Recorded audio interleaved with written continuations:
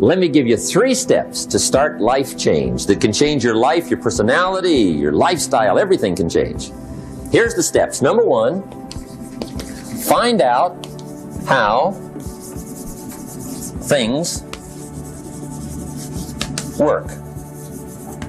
The first key to doing better is find out. To change your life, really, you need ideas. There isn't anything an idea can't change. And Shoaff taught me the major problem is lack of an idea, not a problem. At first I didn't have any money. I said to Mr. Shoaff, I don't have any money. He said, that's not a problem. Now see, up until then I always thought it was. Right? I was confused.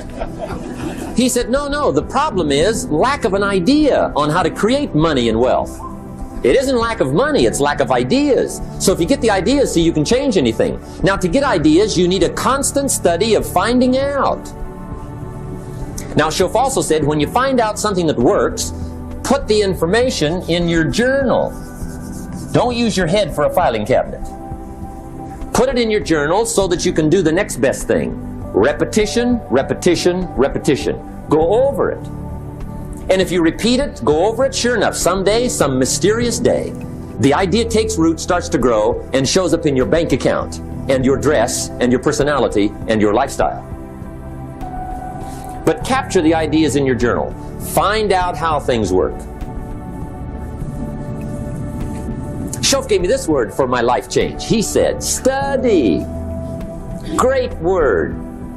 If you wish to be successful, study success. If you wish to be happy, study happiness. If you wish to be wealthy, study wealth. Don't leave it to chance. Make it a study.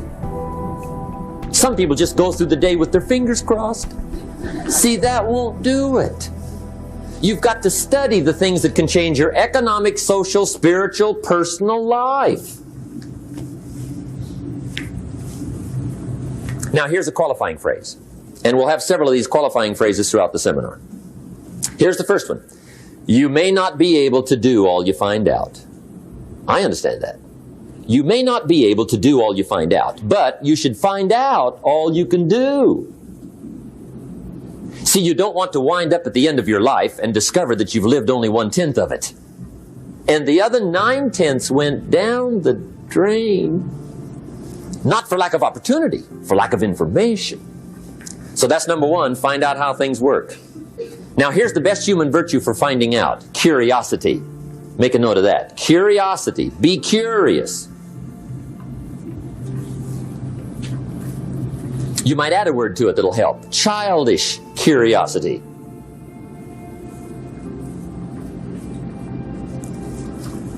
What will kids do if they want to know something bad enough? Bug you, that's the phrase. They can ask 1,000 questions. You think they're through? They got another 1,000. They'll drive you to the brink. It's a virtue. When you gotta know, be like a child. In fact, Jesus, the master teacher, said, unless you can become like little children, you might as well forget it. You don't have a prayer. Excellent advice. You gotta be like children. 4 ways, in my opinion, to be like a child. Number 1 is curiosity. Number 2 is excitement. Get excited like a child over your ability to make yourself do anything for change. 3rd is faith. Have faith like a child. Adults are too skeptical. And 4th is trust. Trust is a childish virtue, but the rewards are incredible. Now here's the 2nd step to personal development. Okay, number 1 was find out how things work. Here's number 2. Go to work.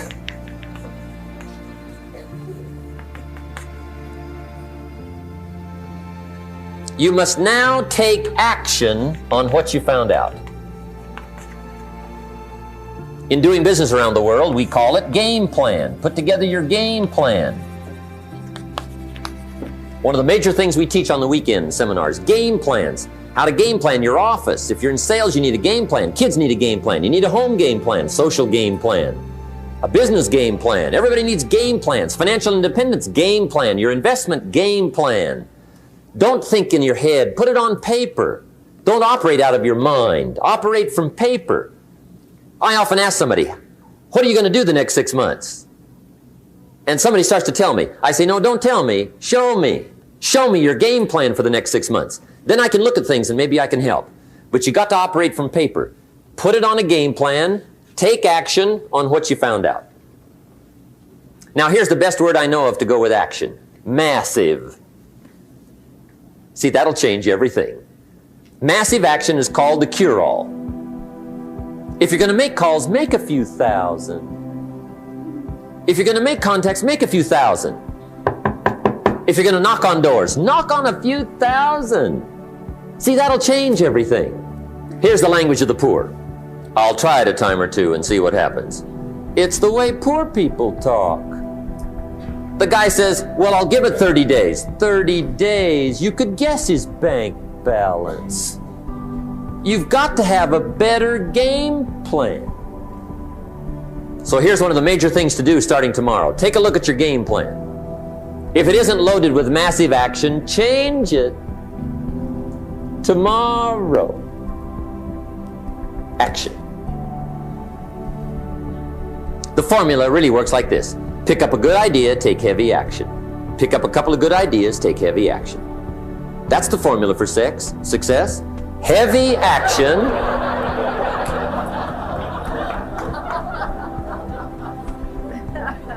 It's a good thing we can edit all this, right? The formula for success, take heavy action on a good idea, right? That's the ratio. Now here's the key. Don't wait till you've learned 2,000 or 3,000 things. Because that way you'll use up all the time. And you could wind up smart and broke. And hey, it's okay to be dumb and broke. But if a guy's smart and broke, that's pitiful. Don't let your learning lead to knowledge. You'll become a fool. Let your learning lead to action. You can become wealthy. And there's many kinds of wealth, I understand that, not just money. Money's one of the least of all values. I know some people with a lot of money that are very poor. Evita sings, as for fortune and as for fame, they are illusions. They're not the solutions they promised to be. So there's all kinds of wealth, but to get a big share coming your way, you've got to have a heavy action game plan. Now here's the third step to personal development, and we'll wrap up personal development.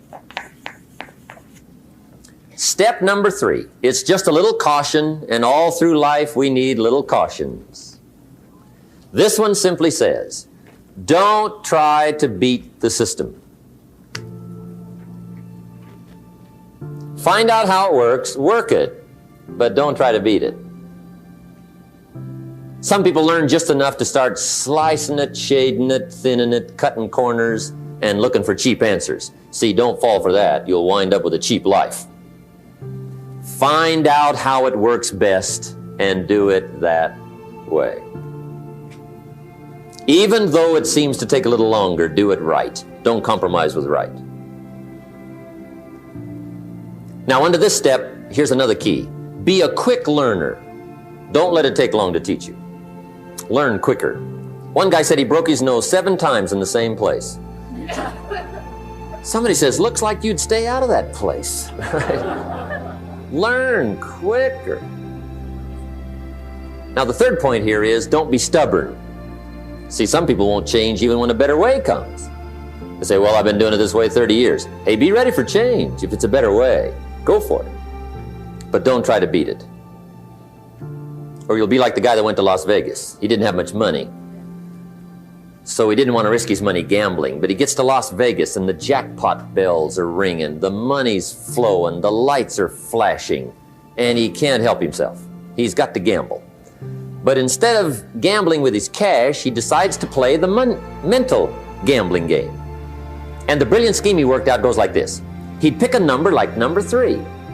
Mentally, he would bet a certain amount of money on the number. And whether it won or lost, he would jot down that amount in his little pad. I would have won $5 if I'd have made that bet. Just keep track of it, win or lose.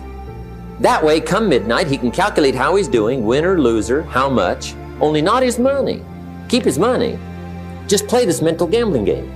So here he is around the gambling table, everybody else shelling out their hard-earned cash. He's got this brilliant scheme.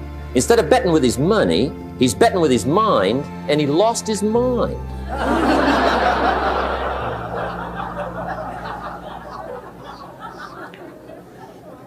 Which means don't try to beat the system, I guess.